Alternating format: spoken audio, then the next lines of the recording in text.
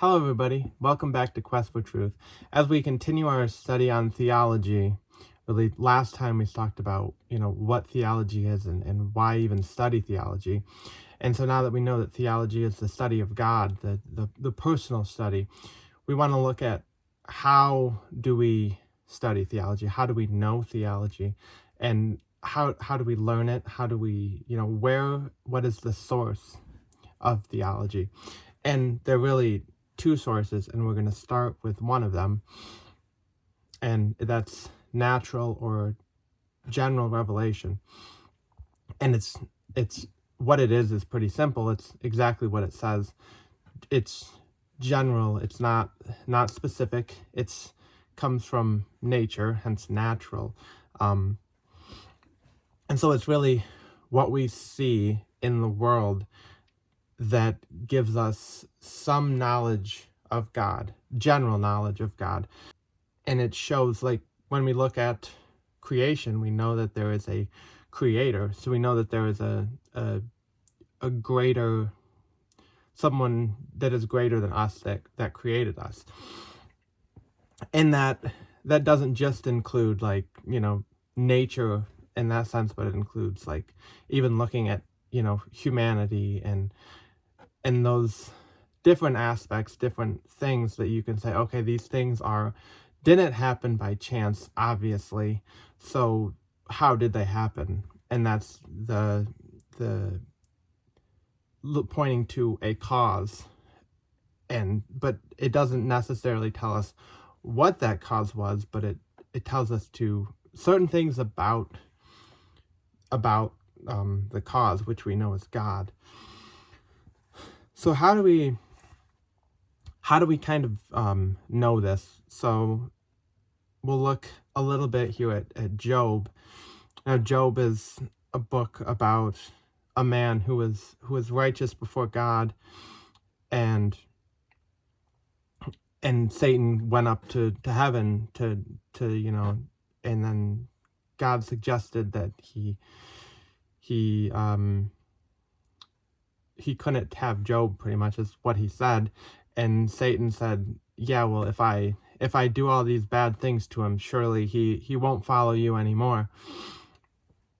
And then it's kind of, the book is depicting this back and forth between Job and his friends after all of these things. And then in chapter 38, we get God's answer to Job. And verses 2 through 11 say, "Who is this that darkens counsel by words without knowledge? Now gird up your loins like a man, and I will ask you, and you instruct me. Where were you when I laid the foundation of the earth? Tell me if you have understanding. Who set its measurements, since you know? Or who stretched the line on it? On what were its bases sunk? Or who laid its cornerstone? When the morning stars sank together, and all the sons of God shouted for joy? Or who enclosed the seas with doors? When bursting forth it went out from the womb. When I made a cloud its garment, and thick darkness its swaddling band, and I placed boundaries on it, and set a bolt and doors. And I said, thus far you shall come, but no farther, and here shall your proud waves stop." And this is just the beginning of this questioning. You can, look at chapters 38 and 39 of Job, and God is asking these questions, and they're all questions based on nature, saying to Job, you see these things, you don't even understand natural things, yet you're trying to understand God. But he's saying that he's over them, right? Since he's the creator, he says, who knows these things? Man doesn't, but God does, because he created them. So it shows us that God is knowledgeable of these things because he created them. But it also shows us a limitation that is on natural revelation, and that is, we can't really know the God behind it. But we do know that there is a God. And Romans chapter 1 kind of focuses in on this. Romans chapter 1 really focuses in on this issue. In verses 18 through 24, for the wrath of God is revealed from heaven against all ungodliness and unrighteousness of men who suppress the truth in unrighteousness, because that which is known about God is evident within them, for God made it evident to them. For since the creation of the world, his invisible attributes, his eternal power and divine nature, have been clearly seen, being understood through what has been made, so that they are without excuse. For even though they knew God, they did not honor him as God or give thanks, but they became futile in their speculations, and their foolish heart was darkened. Professing to be wise, they became fools, and exchanged the glory of the incorruptible God for an image in the form of a corruptible man, and of birds and four-footed animals and crawling creatures. Therefore God gave them over in the lust of their hearts to impurity, so that their bodies would be dishonored among them. So this passage here tells us what about natural revelation, right? What is revealed by God through this natural revelation? Well, it starts with the wrath of God. And it's really interesting to see that God reveals himself through his wrath on men, which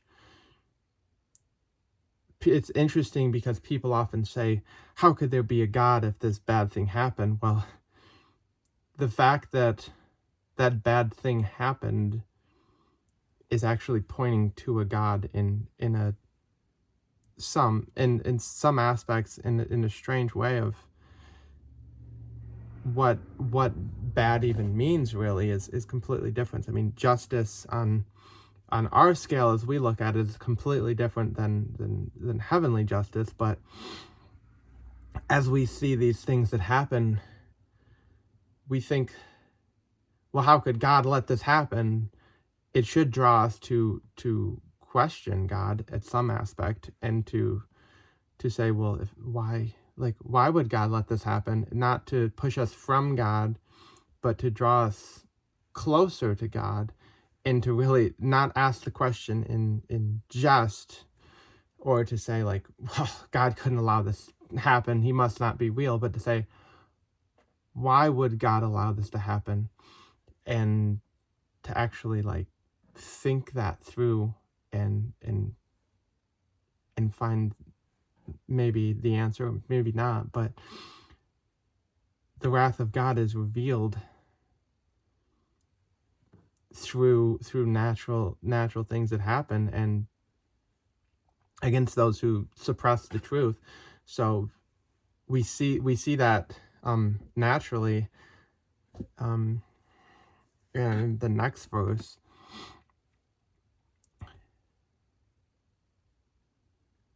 We see that which is known about God is evident within them. This is right. God put conscience into every person. So when you do something wrong, you know that it's wrong, and God placed that within you, what is right and wrong. And that idea of right and wrong, again, points us to something greater, because if there's a right and wrong, or good or an evil, then there must be a measure of good and evil, right? There must be a lawgiver to say this is right, this is wrong. Well, that lawgiver is the same God who created us. And so if we are created by this lawgiver, then we are responsible to it. And so we should look to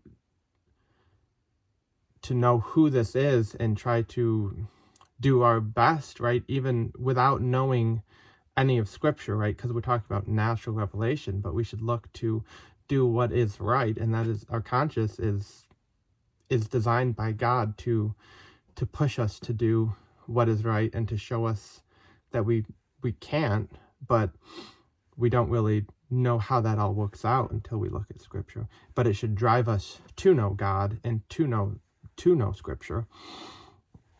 And then in verse 20, it says a couple of things that we can know about God, his eternal power and divine nature. So you know that God is great. He's obviously greater than his creation, and he's eternal because, you know, the naturalists would say that, well, something had to have existed, but that thing was a little black hole in matter. But that doesn't really answer the question of who created that. But we know that God did exist forever.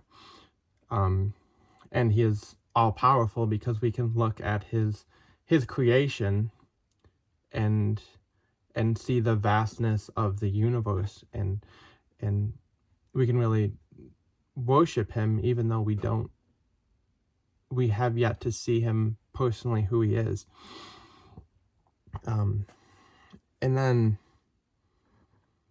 but we have to be careful with that too, though, because we can look at certain parts of creation and think, well, this isn't right.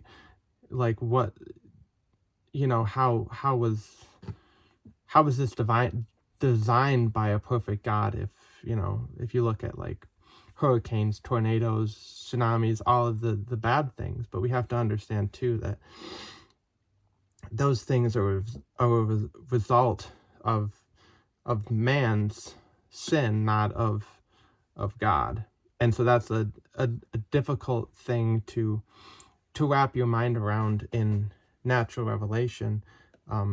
Again, a limitation of natural revelation, where it kind of, you have to discern who God is and have some more revelation than just natural revelation to really understand why these things occur.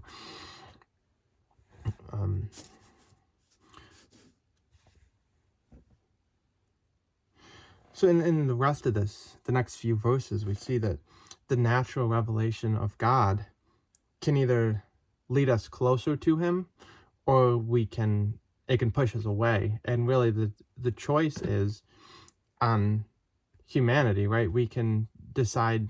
He gives us this amount of revelation, and we can decide either to worship the creator of that revelation, of that nature, right? And to draw to him and to say, I see something good and I want to know it more, and I want to understand, and I want to know God and see God personally. Or we can say, as the people here did in Romans, we can say, no, we don't want God, and then he turned them over to the lust of their heart, right? So there's a choice to be made even in the natural revelation, and I think it's an interesting scenario that we have, that we can see certain aspects of God and be able to decide what we do with that. When we, as an unbeliever, you know, you see all of this creation, and you can say, do I want to look into this? Do I want to see who God is that created this great creation? Or do I want to say, no, I don't want that? And then as a believer,